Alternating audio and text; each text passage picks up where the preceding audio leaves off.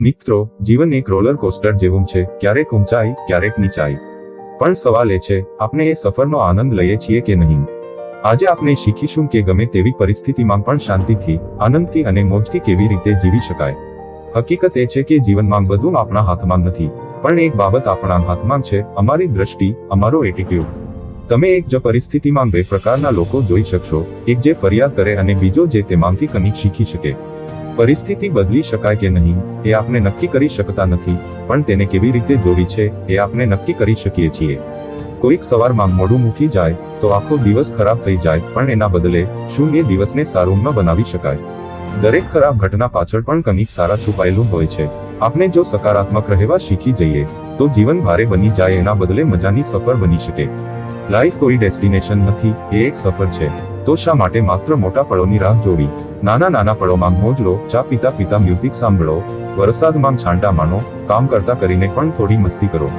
ક્યારેક આપણે એવું વિચારીએ છીએ કે જ્યારે બધું ઠીક થશે ત્યારે ખુશ રહીશ, પણ સાચું એ છે કે આપણે આજે આ ક્ષણે મોજ માણી શકીએ. કામ પણ જરૂરી છે, પણ જીવન માત્ર કામ નથી. તમારા કામ અને ખાનગી જીવન વચ્ચે સંતુલન લાવો. તમારા માટે સમય કાઢો, ફેમિલી સાથે સમય વિતાવો, મિત્રો સાથે હસો રમો, નવું શીખો. જેમ જીમમાં કસરત કરી શરીર તંદુરસ્ત રાખીએ છીએ, તેમ જ મન માટે પણ મજા અને શાંતિ જરૂરી છે. કેટલાક લોકો જિંદગીને બહુ ગંભીરતાથી લઈ લે છે. એક જ ભૂલ થઈ જાય તો પસ્તાવો કરતા રહે છે, પણ ક્યારેક હસીને, માફ કરીને, આગળ વધી જવું એ જ સાચી આર્ટ છે. લાઈફમાં કંઈક ભૂલો થશે, પડકારો આવશે, પણ તેનાથી ગભરાશો નહીં, હળવાશ રાખો, મોજ કરો, અને જીવવા શીખો. તો મિત્રો, જીવનમાં ગમે તે પરિસ્થિતિ હોય, તમે હંમેશા આનંદી રહી શકો. તમારા માટે સવાલ છે, આજથી તમે જીવનને વધુ મોજથી જીવવા શું કરશો? જો તમને આ વિડિયાથી પ્રેરણા મળી હોય, તો તમારો સહકાર અમને વધુ પ્રેરિત કરે છે. સબસ્ક્રાઇબ કરો, લાઇક કરો, અને તમારા મિત્રો સાથે આ મેસેજ શેર કરો.